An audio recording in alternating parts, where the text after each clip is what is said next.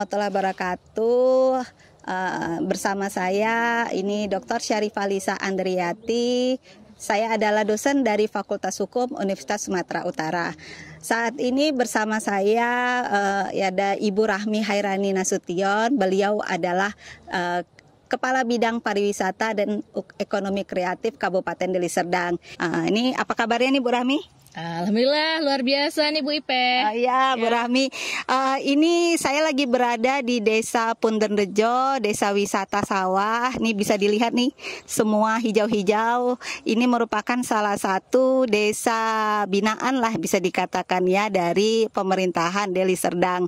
Mungkin Bu Rahmi bisa menceritakan nih sedikit Bu Rahmi terkait dengan apa nih kira-kira potensi wisata dari Desa Pundenrejo ini yang layak untuk dikembangkan nantinya.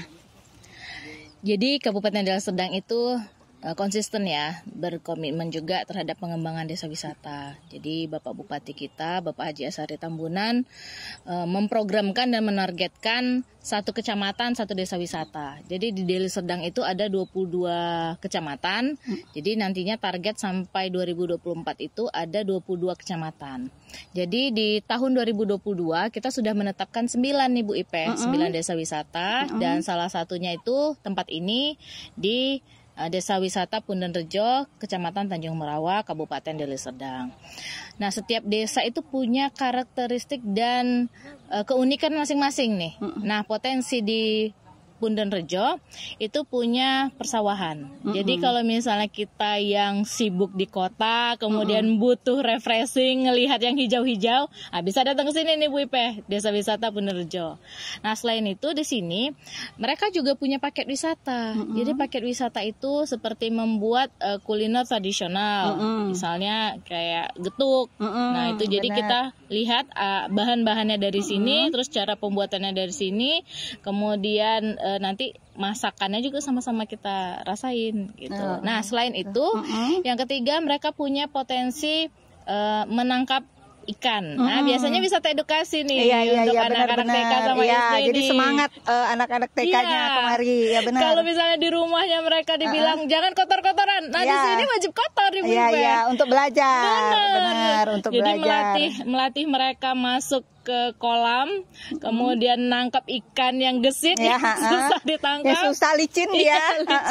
Ikan kebanyakan ikan mas, kemudian nanti ikannya itu kalau ditangkap boleh dibawa pulang, seperti itu. Begitu. Juga di Pundenrejo ini ada berbagai kesenian Bu Ipe, jadi bisa kita nikmati kesenian yang ada, tapi harus dia pesan paket wisatanya. Gitu. Kalau untuk mau tahu semua rangkaian itu, kita harus pesan paket wisatanya. Jadi kalau misal kita datang kemari saja, kita cuma bisa menikmati pemandangan, kemudian sama kuliner ya. Tapi kalau kita mau eksplorasi yang lebih, kita pesan paket wisatanya sama pengelola. Kemudian juga di sekitar sini ada kolam renang nih. Ada mini ya, pemandiannya juga anak-anak. Jadi tadi setelah kotor-kotor, bener ya. Setelah kotor-kotor langsung bersihkan diri, lengkap dia paketnya. Benar. Jadi have fun-nya itu di pemandian. Memang nggak besar, memang khusus untuk anak-anak.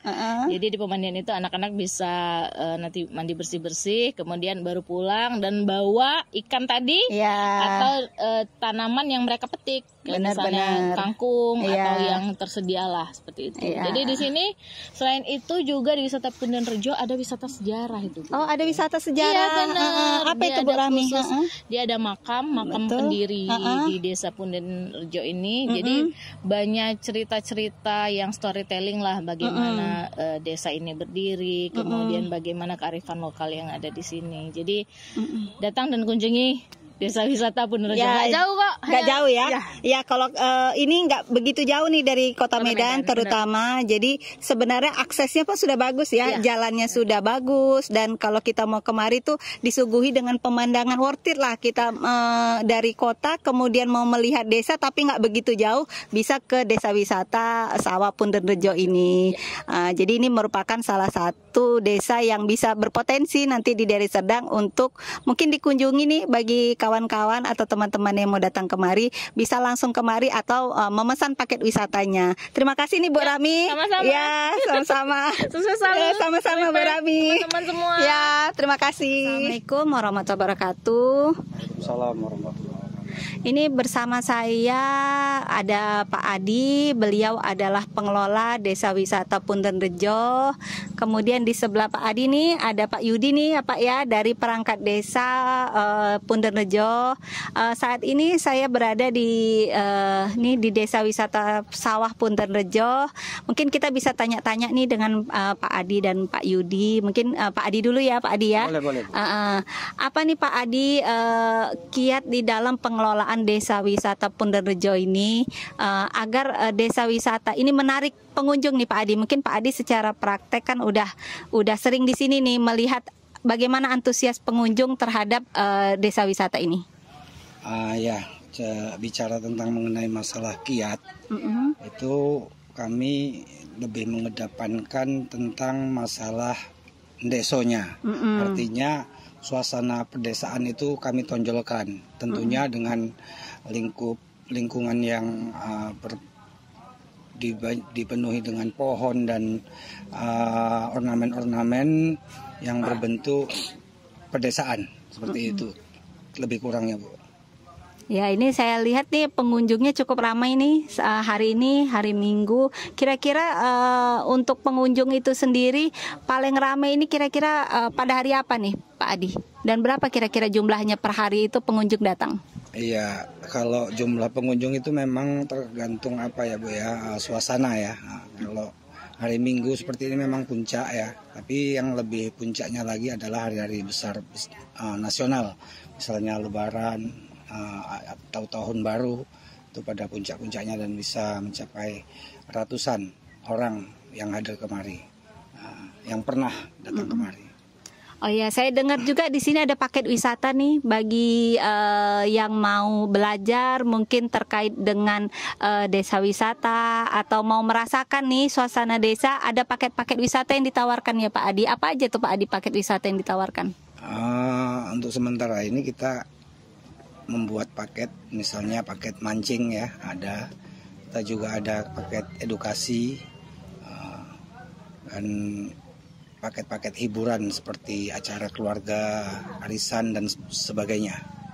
Ya, berarti bagi nanti pengunjung yang mau datang bisa mereservasi nih kemari untuk mengunjungi desa wisata ini. Pak Adi, hambatan apa nih Pak Adi yang Pak Adi temukan di dalam pengelolaan desa wisata saat ini?